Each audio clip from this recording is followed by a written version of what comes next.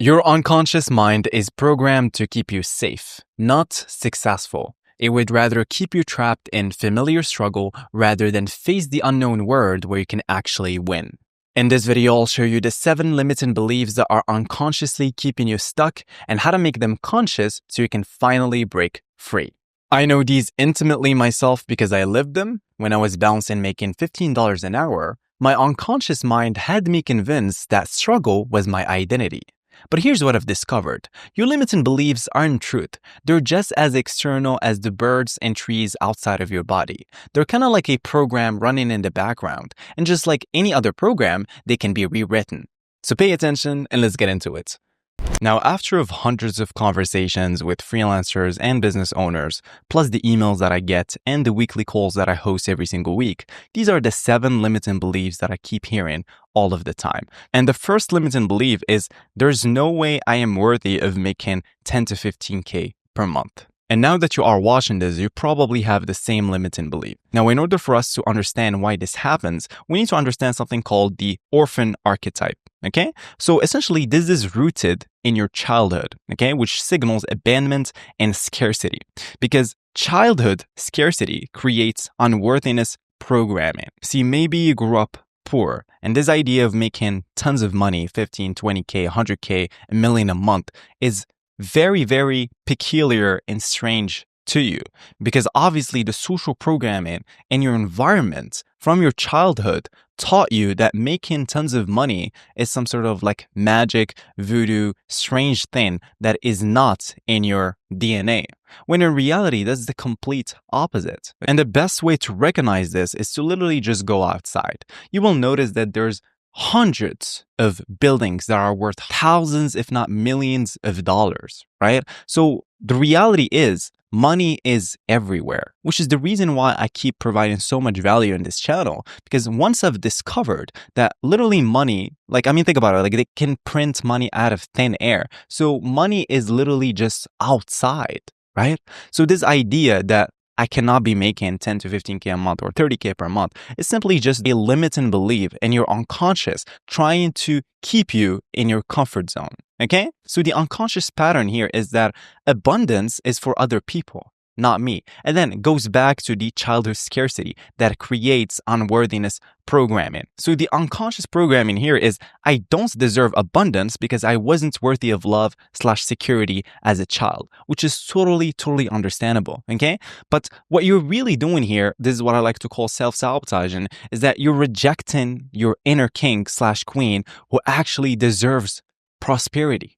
Okay, think about it. You self-sabotage when you start seeing the vision of you becoming successful when you watch this channel. When you are watching all this stuff, you envision yourself being successful. But here, the orphan archetype just steps out and just tries to choke you to death. Okay, this is what really happens. So the simple fix is just make it conscious, because right now you are being unconscious, okay?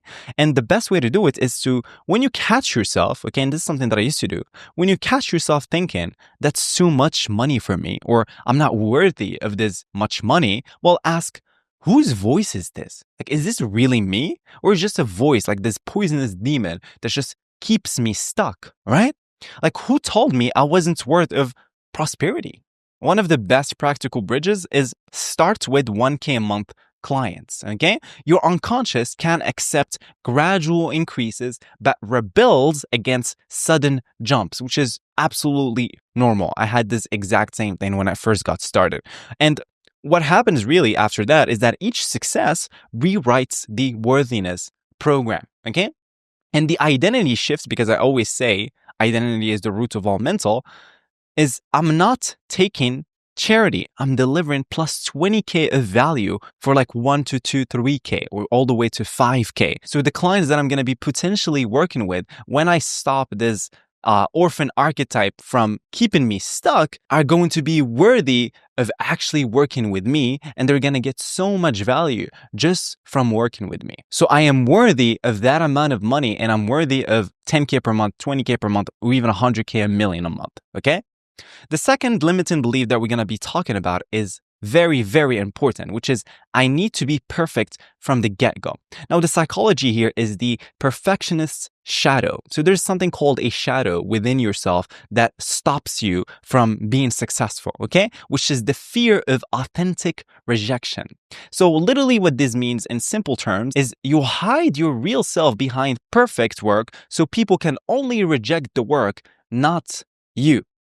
So the unconscious terror here, and what's actually scary, is that you tell yourself, if I give my best effort and it's rejected, I'm literally worthless, which is complete bullshit, okay? It's just noise, all right? Your perfectionism is actually just self-protection that you call it high standard. And this is the cold hard truth that you really need to hear, okay? You're really just avoiding pain of being judged, of being rejected, okay? You're protecting yourself. So what really gets manifested here in the outer world is that you're stuck in endless preparation to avoid actually testing and getting into the market and talking to customers, trying to sell them sales systems, starting your agency and becoming financially free. So you just keep getting ready instead of launching. So you never have to find out if it actually works. So the simple fix again is just make it conscious. Notice when you delay action for more preparation. And again, just ask yourself, what am I really afraid will happen if I launch imperfectly? Like what's going to happen anyway, right? Nothing is going to happen. The practical bridge here is commit to launching at 80% ready, because imperfect action beats perfect inaction. Inaction is what keeps you stuck because you think that success is going to come to you when in reality, you have to go and take that success and just claim your throne. That's literally it. The identity shift here is that you need to constantly tell yourself that perfection is the enemy of profit. Perfection is the enemy of profit. If I improve through iteration, not preparation, and I need to stop chasing perfects before I start. And I will become successful by launching, learning, and improving as I go. The third limiting belief that you might have is charging more feels greedy and dishonest. Now, again, this is your shadow projection because you're rejecting the greedy businessman archetype that we all hate. You know, that greedy businessman that we don't like, right?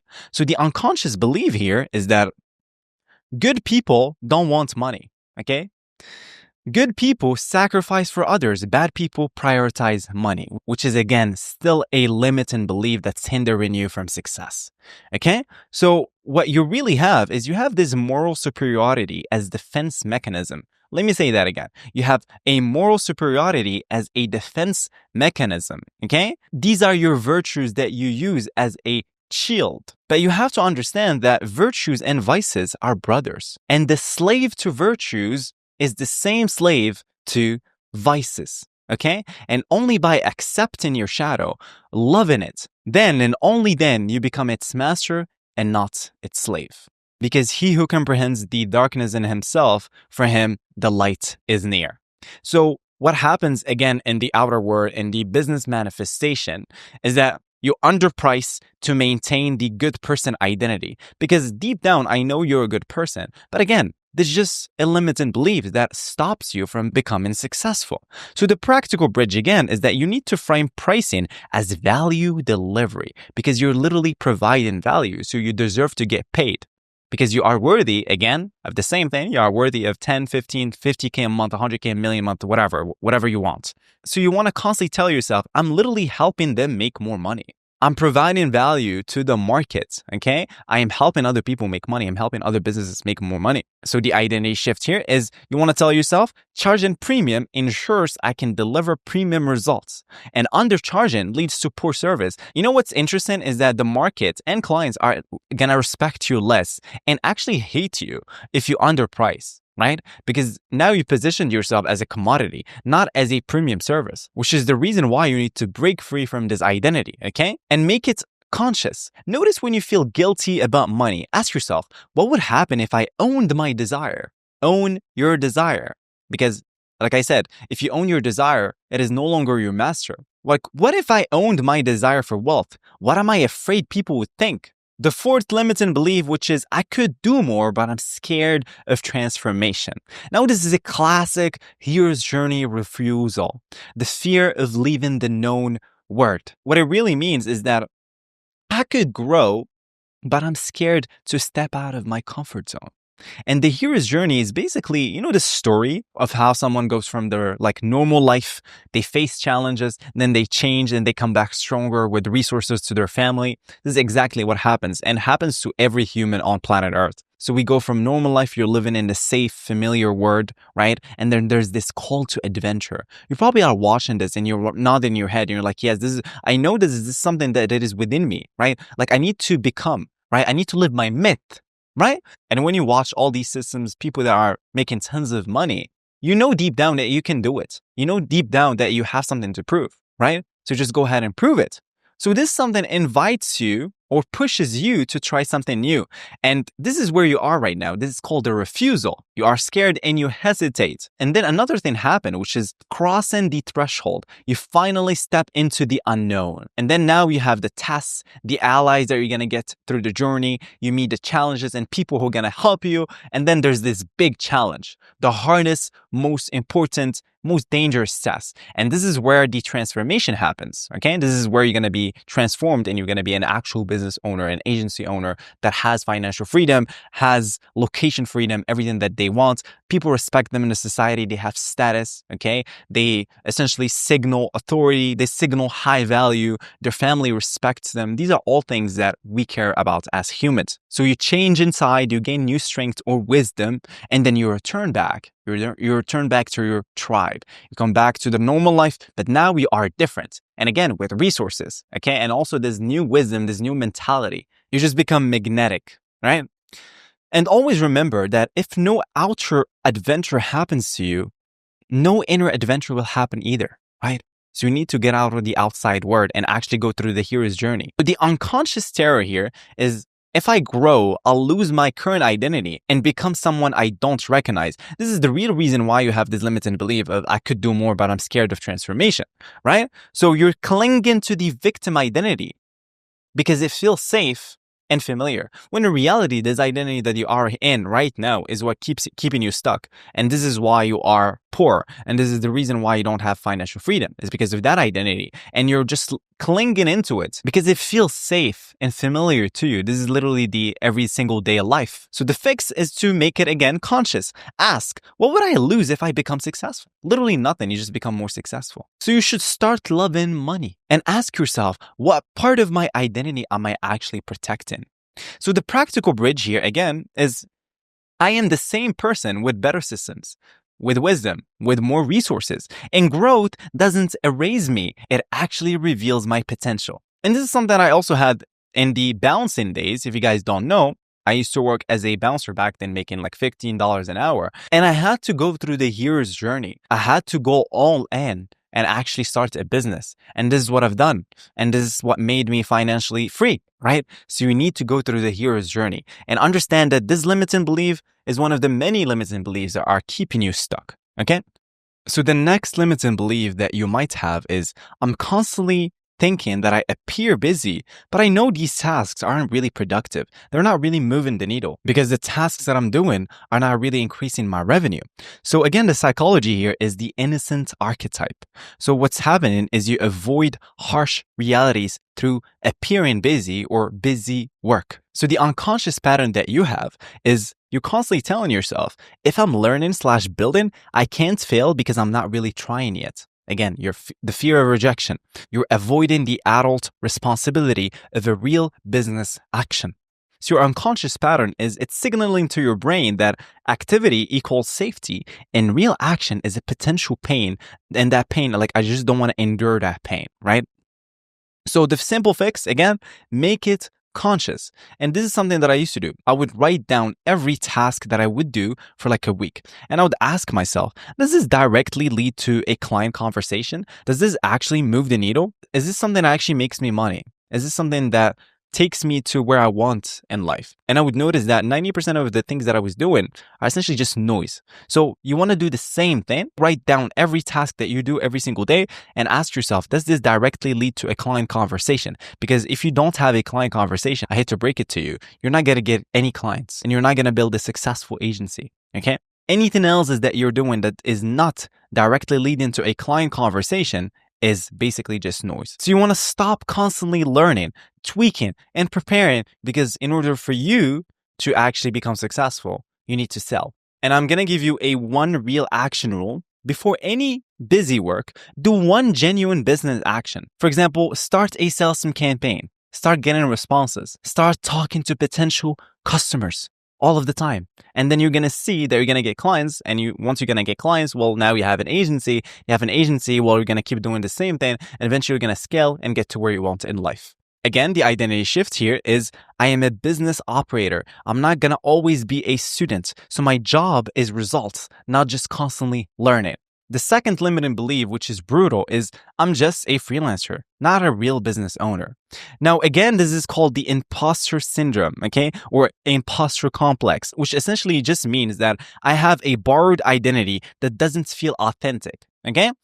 The unconscious belief here is you think that real entrepreneurs have special DNA that you don't have. But let me tell you something. I would say 50% of the entrepreneurs that I know are simply just stupid, right?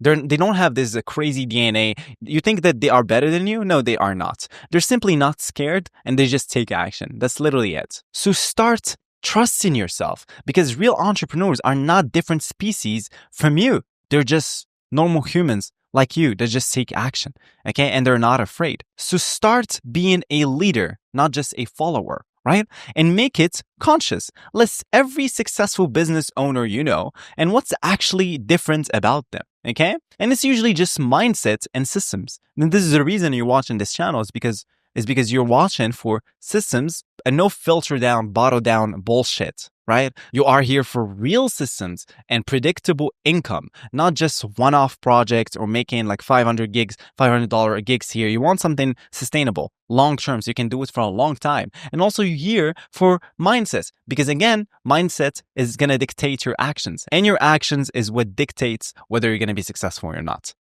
The practical bridge here, start using business owner language. Start saying my agency. And this is something that I used to do every single time. My agency, not my freelancing. Just because language shapes identity. Because if we go back again, identity is the root of all mental. And one more thing, highly recommend, is live in the now.